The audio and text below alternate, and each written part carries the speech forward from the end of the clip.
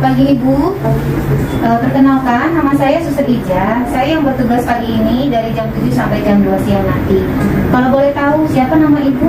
Tanggal lahirnya juga tolong disebutkan ya. 23 25 April 96. Sesuai ya. Ya. Apa kabarnya Ibu hari ini? Apa yang Ibu rasakan? Udah lebih membaik dari kemarin tuh. Dari dokter, Ibu dinyatakan sakit apa? Kemarin dijelasinnya stroke. Stroke. Kalau boleh tahu Ibu sudah tahu sakit stroke itu apa? Cuma tahunya ya sedikit nafsu, cuma yang pusing aja ya. Daerah sebelah mana, tangan atau kaki Ibu yang mengalami kelemahan ya saat bergerak? Sebelah kiri terus. Sebelah sini ya. Iya. Ini masih belum bisa digerakkan maksimal atau memang sudah ada pergerakan sedikit? Masih lemas ya. Masih lemas. Baik, kalau begitu nanti selain penjelasan tentang apa itu stroke, suster juga akan memberikan latihan ya supaya tangan ini sedikit demi sedikit bisa digerakkan ya. Baik, kalau begitu apakah Ibu setuju apa yang nanti akan suster lakukan? Ya boleh. Kurang lebih nanti sekitar 30 menit ya. Suster akan kembali lagi ngambil peralatannya dulu untuk menjelaskan semuanya pada Ibu ya. Baik, kalau begitu permisi ya Bu. Stroke adalah suatu cedera mendadak dan berat pada pembuluh darah otak. Cedera juga dapat disebabkan oleh sumbatan bekuan darah, penyempitan pembuluh darah, atau pecahnya pembuluh darah pada otak. Semua ini bisa menyebabkan karena kurangnya pasokan darah pada pembuluh darah otak. Jadi maksudnya ini di sini ada gambarnya ya.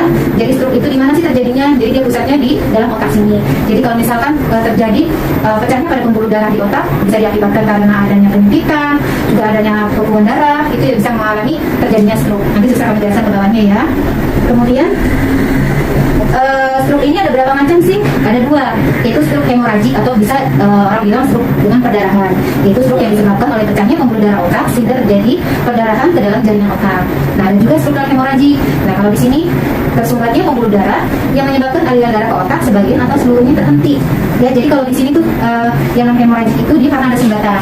Tetapi yang kalau hemoragik itu dia adanya perdarahan karena pecahnya dari pembuluh darah di dalam otak ya. Kemudian kita lanjutkan dari penyebabnya. Nah, penyebabnya apa aja sih stroke itu? Yang pertama, bekuan darah di dalam pembuluh darah otak ya. Jadi itu tadi di dalam pembuluh darah otak itu ada bekuan darah. Kedua, bekuan darah atau material yang lain yang dibawa ke otak ke bagian tubuh yang lain. Maksudnya di sini misalkan ada benda asing ya. Kalau misalkan ada kecelakaan, jatuh, masuk ke dalam pembuluh darah ataupun ada bekuan darah, itu juga bisa salah satu penyebabnya. Kemudian penurunan aliran darah ke otak. Penurunan aliran darah ke otak ini bisa disebabkan beberapa faktor, bisa juga dari penyakit, biasanya sih salah satunya dari penyakit gula ya. Terus pecahnya pembuluh darah otak dengan perdarahan dalam jaringan otak. Nah, pecahnya pembuluh darah otak juga di sini bisa disebabkan beberapa macam ya, bisa diantaranya tuh salah satunya adalah tekanan darah yang tinggi ya. Faktor resiko, siapa saja sih yang bisa akan mengalami stroke? Yang pertama, hipertensi, penyakit darah tinggi. Kenapa darah tinggi itu bisa menyebabkan stroke? Seperti yang kita ketahui, kalau pasien yang darah tinggi itu kan harus minum obatnya teratur ya, harus minum obat teratur. Mungkin orang bilang sih ketergantungan, bukan seperti yang maksudnya di sini bukan ketergantungan sih. Jadi memang harus minum rutin. Karena apa? Fungsinya obat tensi itu dia untuk menstabilkan supaya tensinya itu tidak terlalu tinggi juga tidak terlalu turun. Makanya bila sewaktu-waktu obat tensi itu dihentikan, makanya tekanan darahnya dia itu akan langsung tinggi dan ditakutkan akan merusak atau pecah dari pembuluh darah.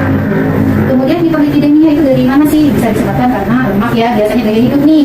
Sekarang kan banyak banget makanan yang mengandung lemak ya Bu, apalagi tidak diimbangi dengan olahraga, itu juga bisa mengakibatkan terjadinya stroke. Kemudian yang ketiga itu DM atau penyakit gula. Penyakit gula itu sama seperti darah tinggi ya, jadi dia itu juga harus minum obat teratur supaya apa? Supaya kestabilan gula dalam darahnya itu juga stabil, tidak mengalami peningkatan nilai yang terlalu tinggi karena bisa menyebabkan juga pembuluh darah kalau kekentalannya terlalu tinggi. Makanya juga minum obatnya harus teratur, tidak boleh dihentikan sewaktu-waktu kecuali atas instruksi dokter ya, karena kan harus dipantau juga sama dokter. Kemudian stres juga bisa mempengaruhi. Pastikan stres juga kita pola pikirnya berpikir terlalu ekstra ya. Kalau kita stresnya itu tidak bisa dialihkan ke yang lain. Misalkan ada orang itu stres itu dengan cara dialihkan ke nyanyi seperti itu, mungkin itu lebih baik ya daripada kita terlalu fokus memikirkan, ditakutkan tidak bisa mengontrol sehingga berpikir terlalu dalam mengakibatkan tekanan darah yang tinggi akan pecah pembuluh darah otak itu. Kemudian alkoholik, pastinya ya alkohol juga akan mengakibatkan stroke. Kemudian merokok di sini juga salah satu ya gaya hidup juga ya. Jadi merokok juga bisa menyebabkan dari terjadinya stroke. Sama obesitas pastinya kelebihan berat badan yang kandungan lemaknya terlalu tinggi sehingga dia juga akan memicu terjadinya DM. Kemudian akan terjadi hipertensi, hiperlipidemia. Jadi bagaimana sih cara kita mengenalinya? Waspada serangan awalnya. Nah, kita di wajah. Dari wajah, kalau misalkan kita ada kaca nih, kita inginlah senyum. Kalau misalkan kok sebelah sisi kiri beda ya, senyumnya kok sebelah sini, misalkan bibir saya naik, kok bibir saya sebelah sini turun, itu juga perlu dicurigai. Apakah itu juga ada tanda dari stroke? Ya, pastinya kita harus kontrol ke dokter untuk memastikan itu stroke atau tidak. Kemudian ini dari tangan ya. Jadi misalkan kalau dari tangan, ibu luruskan di tangannya. Seimbang nggak antara tangan kiri dan kanan? Biasanya kalau mengalami kelemahan, dia akan seperti ini. Mungkin ibu bisa contohkan tangannya. Sebelah sini masih kurang ya, masih kurang aku ya, itu juga ya. Kemudian dari bahasa bicara.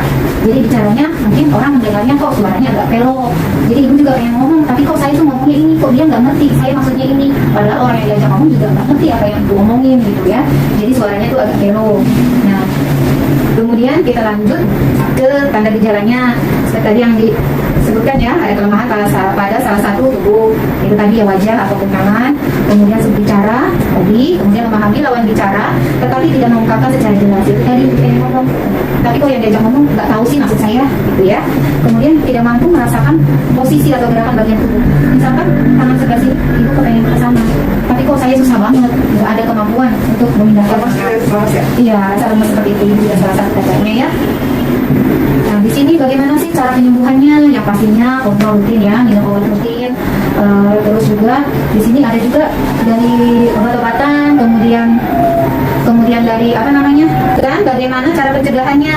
Di sini pencegahannya itu bisa dilakukan selain dengan rajin olahraga, ya, kemudian jauhi rokok dan alkohol. Terus yang ketiga diet agar berat badan ideal, pastinya harus seimbang ya, 4 sehat 5 sempurna di sini. Kemudian jaga pola makan, pastinya buah-buahan juga harus seimbang, air putih, di olahraga ya. Kemudian turunkan kolesterol dan gula darah. Pastinya kalau misalkan ibu ada riwayat gula, riwayat kolesterol, harus cek rutin ya ke dokter supaya terkontrol gula darah sama kolesterolnya. Juga sama obat hipertensi juga seperti itu. Misalkan ibu kalau ada riwayat hipertensi. Kemudian kelola stres, pastinya bagaimana sih caranya mengelola stres? Apakah ibu dialihkan kemana nih kalau saya stres supaya tidak berlanjut-lanjut? Nah itu ibu mulai mencari jalan nih bagaimana supaya stres itu bisa hilang, maksudnya tidak berlanjut. ROMIT latihan gerakan sendi yang memungkinkan terjadinya kontraksi atau pergerakan otot untuk mencegah masing-masing persendian sesuai dengan gerakan normal. Jadi maksudnya di sini ada latihan untuk memperbaiki kesempurnaan atau kemampuan gerakan sendi secara normal lagi. Jadi dengan gerakan-gerakan ringan diharapkan itu akan menjadi cara ya untuk memicu ataupun merangsang otot-otot supaya dapat bergerak lagi seperti semula. Kemudian tujuannya apa sih? Itu salah satunya untuk meningkatkan atau mempertahankan fleksibilitas atau kekuatan otot ya. Terus untuk mencegah kekakuan pada sendi di sini, di kaki yang sedang ibu rasakan ya. Kemudian untuk merangsang sirkulasi darah supaya lancar. Pastinya kalau misalkan kita bergerak, aliran darah pun akan lancar ya. Karena itu juga akan membantu proses penyembuhan. Kita akan praktekkan dulu bagaimana caranya. Nah ini kan ibu yang kurang gerak atau mengalami kelemahan itu di kaki atau di bagian tangan saja? Sebelah kiri ya. Jadi nanti suster akan melakukan latihannya di kaki kiri dan tangan kiri. Pertama saya akan melakukan di bagian tangan terlebih dahulu ya. Nanti pada saat pergerakan bila dirasa ada rasa sakit atau kurang nyaman, ibu langsung bilang ya. Jadi biar nanti kita identifikan dulu. Baik, kalau begitu pertama kita lakukan dari pergelangan tangan dulu ya. Di sini di sini kita lakukan pergerakan seperti ini. Naik ke atas ke bawah ya. Ada rasa sakit ibu? Bisa dilakukan 3 kali ya. Nah, setelah itu kita tepuk. Sini tepuk. Sakit ibu? Ya. Pelan-pelan supaya ototnya nggak kaku ya. Juga biar aliran darahnya lancar. Bila tidak dilakukan pergerakan ini, takutnya nanti seperti yang sudah jelaskan tadi bisa mengalami atrofi atau nanti mengecil karena itu ya. Ini kita lakukan boleh 3 kali. Sudah. Kemudian ibu bisa angkat tangannya ke atas. Sakit? Ya. Tahan lagi. Turunkan pelan-pelan. Oke, kita lakukan lagi. Kita lagi. Satu lagi. Oke. Ada rasa sakit? Oke ya. Kita lakukan ke sisi luar ya. Ya. Nah, seperti ini. 1. Balik lagi. Yang 2. Kita lakukan 3 kali. Ya. Ada rasa sakit ibu? Ya. Pelan-pelan tangannya ya. Sekarang suster akan mulai ke kaki ya, sisi kaki. Baik ibu, suster lanjutkan di bagian kaki ya. Tadi suster akan melakukan di bagian kaki ya. Pertama di jari-jarinya dulu. Kita lakukan pergerakan ke atas, kemudian ke bawah. Ada rasa sakit ibu? Tidak. Kalau ada rasa sakit bilang ya. Ya. Kita lakukan 3 kali ya. Nah, setelah itu kita putar ini kakinya ke dalam 3 kali. Kemudian kita keluar 3 kali. Setelah itu 3 kali baru bagian telapak ya. Sini naik, tahan, 1, 2, 3, kemudian ke bawah, tahan, 1, 2, 3, ulang lagi, ke atas, ke bawah ulang. Ada rasa bu? Rasa sakit atau ada rasa otot ketarik atau itu gimana? Di sini? Ya, kencang ya. Oke, 3 kali ya. Kemudian kita tekukin sini 1, pelan. Ada rasa kurang yang bilang ya. 2,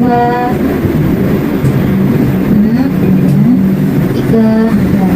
Oke, kemudian kita lakukan ke sisi luar atas, 1, 2, 3, kemudian ke dalam, 1, 2, 3 lagi, ulang lagi,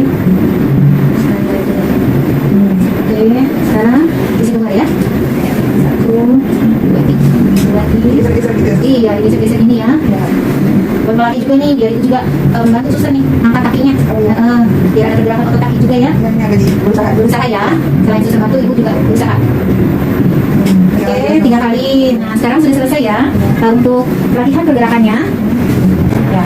Baik ibu, sudah selesai ya. Tadi suster sudah menjelaskan apa itu penyakit stroke, juga sudah mempraktekkan bagaimana caranya ROM itu. Bagaimana apa yang ibu rasakan sekarang? Sekarang sih udah sama kayak tadi, nggak ada pusing, nggak ada sakit-sakit yang di hari sih nggak apa-apa. Ada rasa nggak tadi suster gerak-gerak di kaki, tangan? Ada rasa sakit ya? Berasa kenceng gitu. Rasa kencang ya, ada respon dari tubuh ibu ya.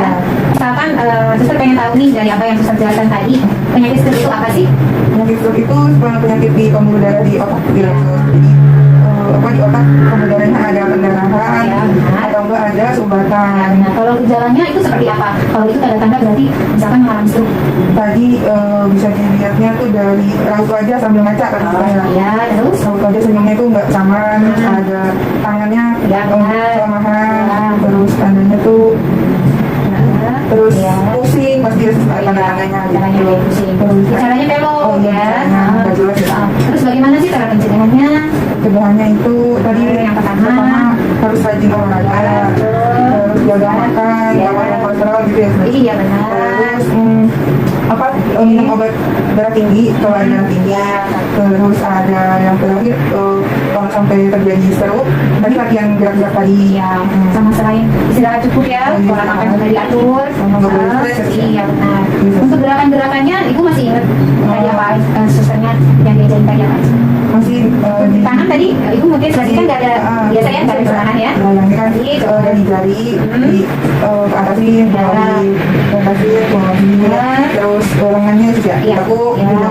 di sampai 3 kali. Ya, Terus terus iya benar, gitu. Iya.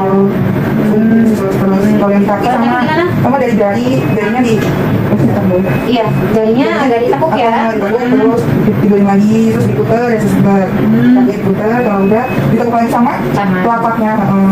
Terus Oh. ada yang digeser juga, terus geser ke kanan, kiri gitu. Yang penting untuk ada pergerakan ya sudah. Iya betul.